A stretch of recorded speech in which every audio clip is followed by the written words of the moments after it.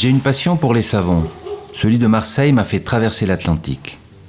Chaque année, à Noël, en plein été, ma tante nous envoyait depuis la France une caisse de savon de Marseille. Pour elle, c'était pratique à envoyer par la poste. Incassable, ça voyageait bien. Ça passait sans problème la douane. Mon père trouvait que sa sœur n'avait aucune imagination. Mais moi, j'adorais ça.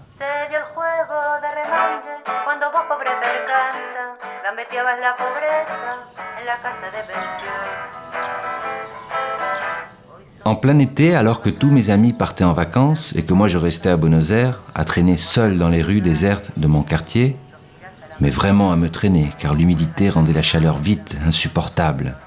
C'était un véritable bonheur que de me retrouver sous la douche à frotter mon corps avec ce savon.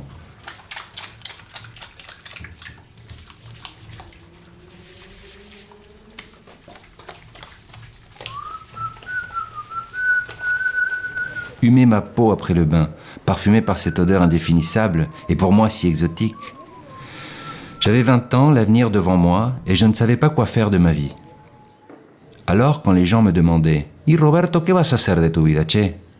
Comme je ne savais pas quoi répondre, je disais que je voulais partir vivre à Marseille. Mais je me gardais bien de dire que c'était à cause du savon. Et puis l'occasion s'est présentée vraiment, alors que je ne l'attendais pas. Je ne savais pas vraiment si je voulais partir. Le frère d'un ami me proposa un boulot d'aide cuisinier dans un cargo qui partait où? À Marseille. Et me voilà parti.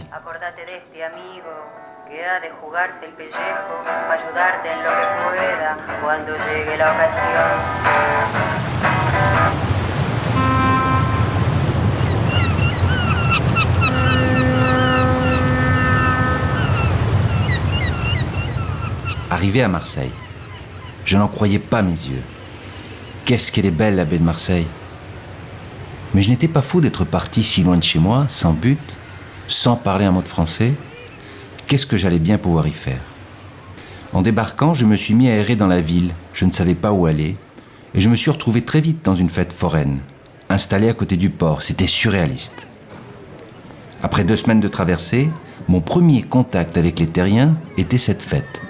Montagne russe, machine à sous, toboggan géant, et une foule de tous âges, excitée, s'agitait dans tous les sens, heureuse, bruyante. Et puis l'odeur. Le parfum inconfondible du savon pénétra mes narines. Mais oui, je l'avais oublié, ça sentait partout le savon de Marseille.